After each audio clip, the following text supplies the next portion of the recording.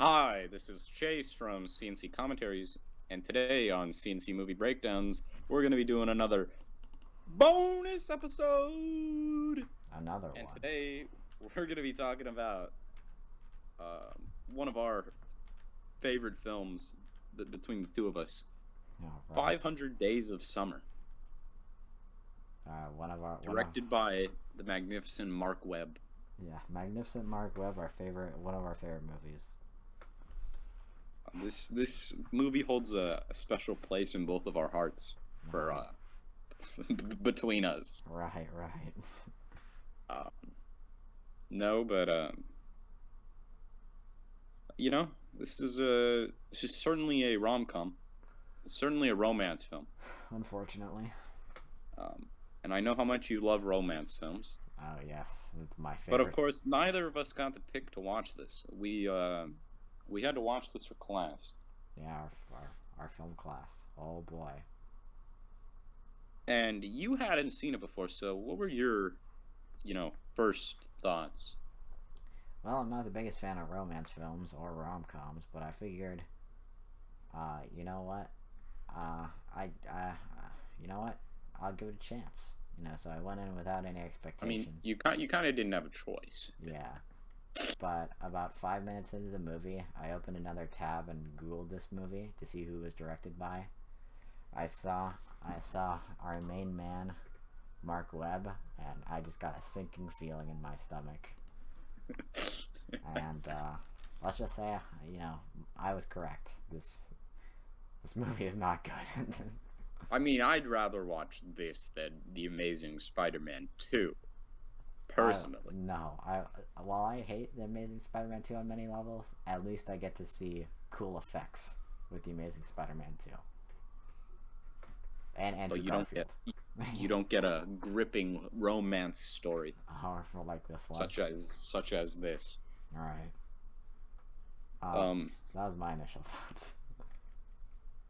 Well, when we watched this, well, I had seen this one other time before, and my feelings about this movie did not change at all.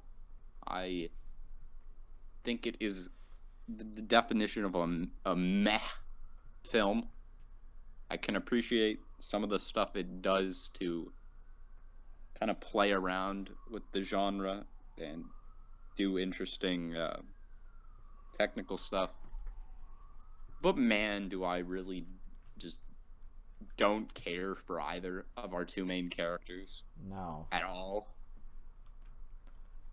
I was not intrigued with whether they would end up together, and I feel like Tom is kind of a dick. Yeah, and a creep. I think our main man here is just not a good person. Yeah. Like Which I don't get me wrong. I love Joseph Gordon-Levitt. They just gave him a terrible script, man. I think I enjoy a lot of the stuff he's in. In fact, every time I see Joseph Gordon-Levitt, he's just a likable guy, But I don't know. Nando, would you like to get into just a brief synopsis?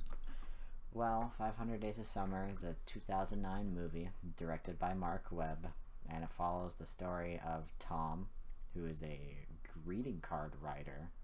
Yeah. And he falls in love with a girl named Summer, and she dumps him, and why she dumped him and kind of their story is the plot of this movie. Yes. And that's pretty much it. And so with that, why don't we dive on in? Well, I guess I should just say, you really don't like this movie. No, I don't. Was there, before we get into dissecting everything you hate about it so much, was there anything you liked? I liked whoever played Tom's boss. Oh, that's Phil. That's Phil. I was gonna say Phil Coulson. That's Clark Gregg. Clark, I right? mean, Is that his name? it is Agent Coulson. Yeah, I liked him in this movie. He's not overused. So that's good, and he has the one good joke in this movie. You know, they try for some others, but they just don't land. He has the one good joke in this movie. It's good. I love how you're not even gonna say the joke. You're just saying there's one. Go out and find it. Go out and find it. We'll leave a timestamp in the description. No, we'll leave. I don't know. This movie is just like, I don't think the actors are doing a good job. I don't think so. I think the script is terrible. Usually you want to write a main character to root for. But when I'm watching Tom in this movie, I want him to lose. I don't want Stuff is kind of pretentious, and he's supposed to be perceived as likable, but he comes off as a arrogant. douche. And it's just, I don't, from the very start, Summer doesn't even want a relationship, and he's trying to just force this between, and he just comes off as pretentious. Yeah. But it's like, I don't know, because he. Hello? He goes after Summer in this way, and it's just, I don't know, he's got like this kind of like boyish thing about him, but it's also just like, you don't like him. Yeah. But saying that, there were some technical aspects I did like. Everyone knows that famous, You Make My Dreams scene where he's dancing around, there's a flash mob, and there's like animated birds, and I think that scene's like good in a bubble, just by itself. I think that's a fine scene. I think it's fun. Yeah, I'd probably agree with you. That was the one scene that I actually felt awake watching. Yeah, and I like the scene where it's like the expectation versus reality with the split screen of the same things, same scene going on, but like kind of different. And while I might not necessarily care for like the merits it has on the story, I appreciate like that's a cool technique to use. More things I didn't like about this movie. Summer. Let me count the ways. 1. Okay, so Tom is an arrogant, like, prick. All right, I don't like him. Now you should hear what he has to say about you.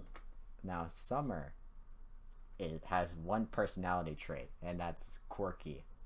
That's the only personality she has. And she's quirky for sake of quirky. Yes, the worst kind of quirky. Well, I mean, this touches on the whole, manic dream girl, trope. And then at the beginning of the story, she's like, I don't believe in love. I'm not gonna be in a relationship. Then she gets in a relationship with Tom, and then she dumps him.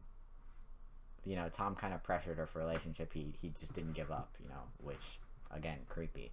Then she shows up at the end of the movie, married. What? That's not how you write a character. She can't just flip-flop. Well, I mean, characters develop, but there's no development. Listen, buddy, don't get all. I'd like to see you write a romance screenplay, but I like we don't see that. This isn't about necessarily Summer. This is about Tom. But saying that, it's quirky for sake of quirky, and I don't know. Like I said, Zooey Deschanel is she's fine. They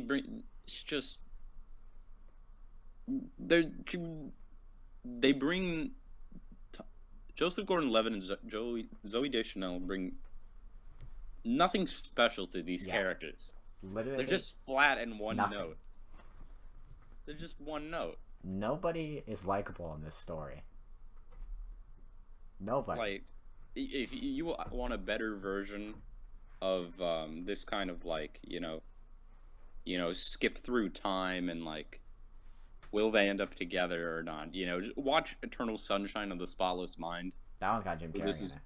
Where this is the kind of thing is, and I'm not directly comparing the two, but that also, manic pixie dream girl, um, done a lot better than that. Yeah, but like, yeah, this movie has just absolutely nothing special. That's a word that I could use to describe this movie is just like bland. Yeah, I was literally thinking the same thing. I was gonna say bland. There's nothing special about this movie. There's no good actors to carry the story. The plot just has the plot is just stupid. Like nobody wins. One actor I did like was I forget his name, but he plays one of Tom's friends, and he's got glasses, and I found some of his lines funny. I don't know. There one joke landed in the movie, and that was the one like roses are red, violets are blue. Fuck you, whore. That one actually made me chuckle. That's just your motto for life. That one made me chuckle because it came out of nowhere. But I feel like all the other attempts at comedy in this movie didn't land at all. It was just. Well, I don't think this movie's not focused on comedy. No, but it certainly tries. But it's no, not really. It's trying to be a heart-aching, gripping drama, and I don't think it's necessarily succeeds at that either. No, I think it's because I don't care about where these characters are. Tom's moping around at the end of this movie because Summer left him and isn't speaking with him, and then he's like, "Fine, I'm gonna go work on being the best architect," and then he gets a nice architect job. Yeah, and the ending of this movie pissed me off. The ending. And I guess we should say this is kind of loosely based off, or allegedly loosely based off Marc Webb and an ex-girlfriend. So, yeah, no wonder. Marc Webb is the goddamn incel. God, I don't like Marc Webb. God. Chloe Grace Moretz shows up in this movie. She's fine. I like. Tom plays Wii Sports in this movie. Tom mentions banana fish in this movie. Yeah, the J.D. Salinger story. Oh yeah, I thought it was a different banana fish. But I don't know what you're talking about.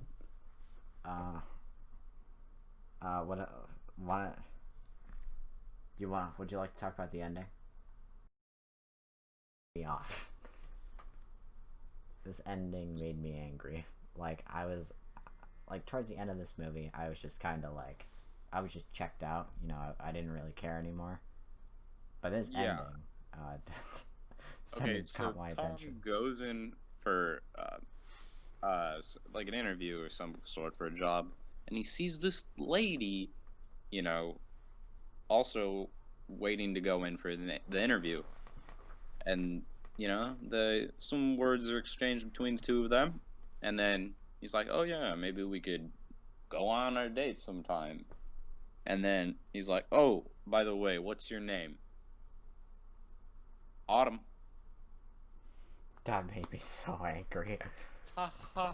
He literally just finished his conversation with Summer. He just found out she's married. There are many, many fish in the sea. And then he just goes, finds a girl with the next season as her name, and asks her out for a date. He spent this entire movie, and he didn't learn a thing. You know what? No. Hear me out. I'm listening. Marc Webb, if you're out there listening to this, stop making movies. Please. Marc Webb, I'm about to say the complete opposite. If you're out there listening to this podcast, please make 500 Days of Winter. Oh my god. And then after that, make 500, or no, please make 500 Days of Autumn. And then after that, have him meet a girl named Winter. And make 500 Days of Winter. And then after that, let's mix it up a bit. Let's have him meet a guy named Spring. And make 500 Days of Spring. and then boom, multi-million-dollar franchise. God, Marc Webb, please stop making movies. If you did that, I would go see all of them. Oh. I would. Hollywood, call me. I will write these screenplays. No, but that ending made me angry. Like, seriously. Tom spent this entire movie being sad over Summer, and you know, hearing that she's married should hit him like a truck, right? But he just immediately asked another girl out on a date, like, what, 30 minutes after learning this? I mean, I think there's Hello? I think there's a jump in time a little bit, but I don't know. Like, that just blew my mind. Who wrote this? Also, for all you hardcore cinephiles out there, the building he goes in for that interview at the end, that was also used in Blade Runner. Oh. Fun fact. See, that's a good movie. Not like this terrible, terrible movie. You know, it's a heartwarming love story.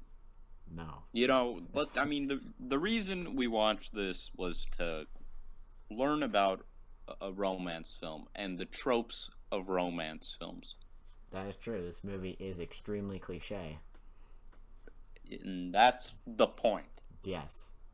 It was not a very good but point it tries to make. to perceive itself as way more serious than the audience actually cares to take it for.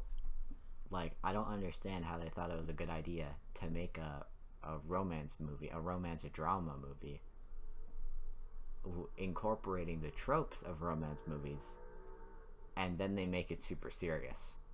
I don't know what they're... I fail to find your logic in your argument there, because it literally is supposed to be a romance drama, so they would try to make it dramatic. The only problem is we don't care. Yeah, we don't. I really don't care about any of the characters in this movie. That's because they're not likable. Hey, and maybe this is because of our ages. Maybe this is because we are two men. But these are our thoughts. And I'm not saying I hate romance movies. That's Nando. I don't hate them. I just think that a lot of them are not worth my time. Not many things are. Like, you know what's a really good romance movie? Marriage Story. That movie has some elements of romance. And I guess with that ending, we'll close it off with our final thoughts and ratings. Nando, please start us off. I'm dying. I think this movie was a waste of time.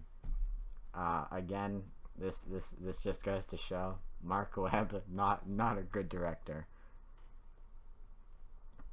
No hate to the man himself. I'm sure he's a nice guy, but he's just not good at directing movies.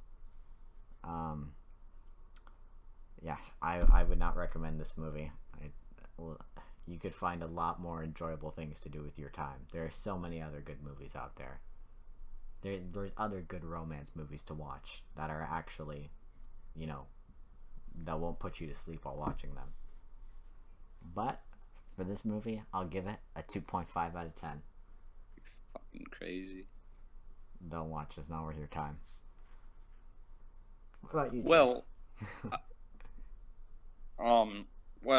I'm not as extremely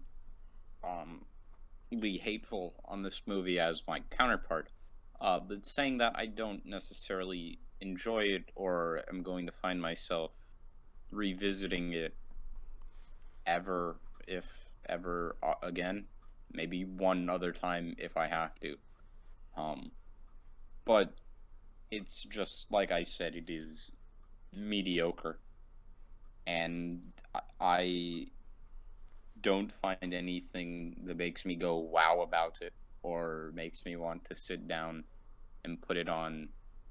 I enjoy Joseph Gordon-Levitt a lot in other movies, like like Brick or Inception or whatnot.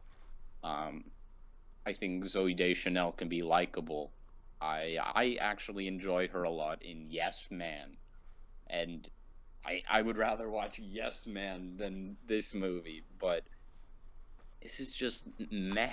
It's meh. It's mediocre. Some technical aspects of the film are good, um, but I just don't find myself revisiting this, and I would give it a 5 out of 10, steering closer to a 4.5. Well, with that includes our episode on 500 Days of Summer. And remember, you make my dreams come true. Cease. Oh no. Well, with that, everybody, thanks for watching. And chase.